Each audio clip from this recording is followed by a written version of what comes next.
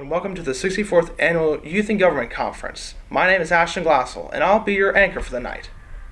All of us in the press corps are looking forward to a great conference with you all, providing you with the information you need throughout the conference. First up on our list are the interviews with our candidates for your governor next year. Let's go to that. Hi, I'm Dahlia Barton, and I'm here with Alan Liu, who is a governor candidate for YIG this year. He's been going to YIG for 4 years, and I have a couple of questions to ask you. So the first question that I'm here to ask is, what is the funniest moment you've had at YIG so far? For me, the funniest moment was actually last year. During the opening ceremony, I was a candidate to be the Blue Lieutenant Governor, and for me, my speech was probably the best moment I had, funniest moment I had, where I ran with the slogan "Blue for Blue" and had a Smurf poster. So I'm not running for Blue component this year, so I can't use Blue for Blue, but I can use Blue for you. So you should vote for me because Blue's the one for you. All right, awesome. Sorry. Okay. So the second question that we have to ask you is, what are some serious issues that you wish to address being governor? So for me, the most important issue right now is job safety, unemployment rates. I mean, Tennessee has a high unemployment rate, and there are a lot of people who don't have work. And I don't think I have to be the one to say this, but when people don't have work, they have trouble maintaining their lifestyle, and sometimes they have to go homeless. And Nashville, in particular, has one of the highest homeless populations in our entire country. So for me, the most important issue is about job innovation and finding ways to bring more jobs to Tennessee and stop jobs from leaving. That's awesome. All right, and our third and final question is, if you had to be abandoned on a desert island, what 3 things would you bring with you? So the first thing I would bring would be an entire Starbucks store, because for those of you who know me, I absolutely love Starbucks. I drink it all the time. Too much probably.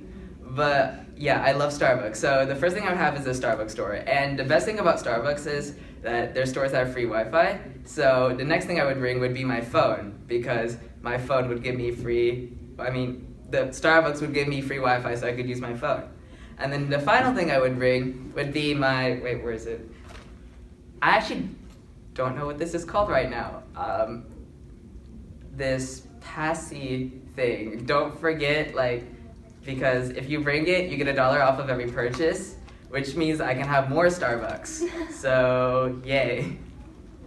All right, well, thank you so much for interviewing with us, and good luck on your campaign. Thank you. I'm Chastity, and I'm here with one of our candidates for governor. Would you like to introduce yourself? Hi, I'm James Hickman. I'm from Memphis, Tennessee, and I am running for governor 2018. Why would you like to be governor? As I'll talk about in some of my speeches, I do care a lot about this conference, as a lot of people say, and I really want to see certain things implemented next year that will benefit this state. What qualifies you for YIG governor?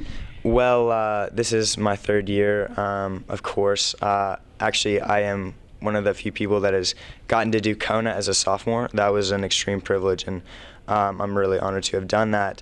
And so my experience at MUN and YIG is what I'd say qualifies me. What issues would you like to address as governor? I talk a lot more at length in a debate tonight about that sort of thing. But I'll give you my 3 main points. I'll repeat them several times throughout the weekend. So firstly, I really want to emphasize small businesses. I think that is the hallmark of our economy, and to have an increasing number of small businesses will generate jobs and our economy will flourish. Secondly, I think we need to really reform education. Common Core is failing. It was meant to improve test scores, and they've either plateaued or dropped. And it was meant to really give quality education, but to everyone. And it has put quality in the back seat, and that is something we cannot allow in our state. And finally, I really want to encourage bipartisanship in our legislature. I think that's a huge issue today, and it's kind of one of those buzzwords, but it's nonetheless true. I think that we need to reach more decisions logically from our own beliefs rather than simply supporting a party. I think that's where our founding fathers were right in fearing parties and trying to get around them.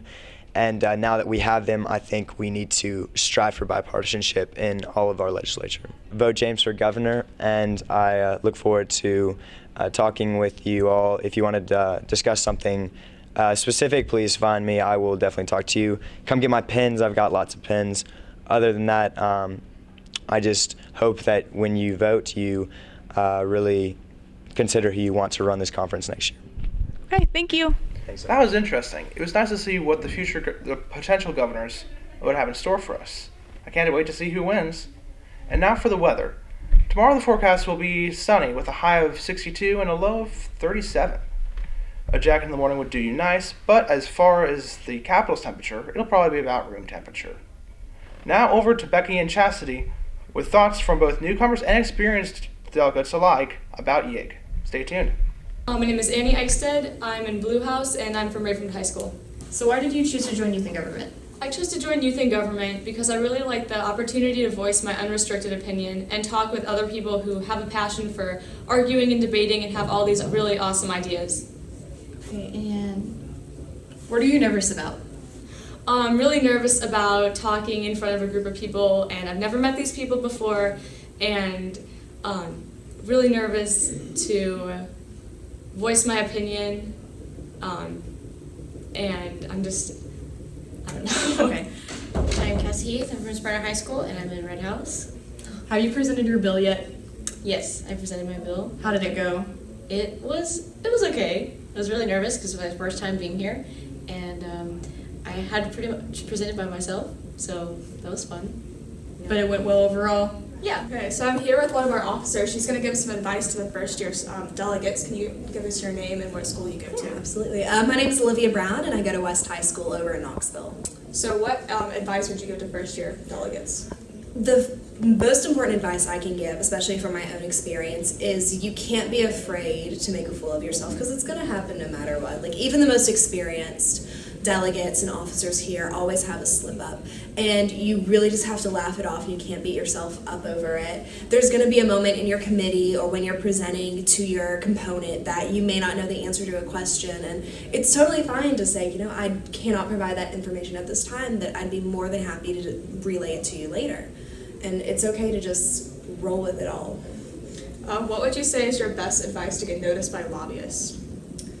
To get noticed by a lobbyist, other than having a very controversial bill and picking something that's a hot topic like gun control or farming, surprisingly, you can find a lobbyist directly and speak with them. Speak with Musa himself, since a lot of times his GovCab does coordinate a lot with the lobbyist groups. And word to mouth will get you so far. Just speaking about your bill, hyping it up to your friends, your other schools, it will spread like wildfire from there. What would you say is your advice to not get fined?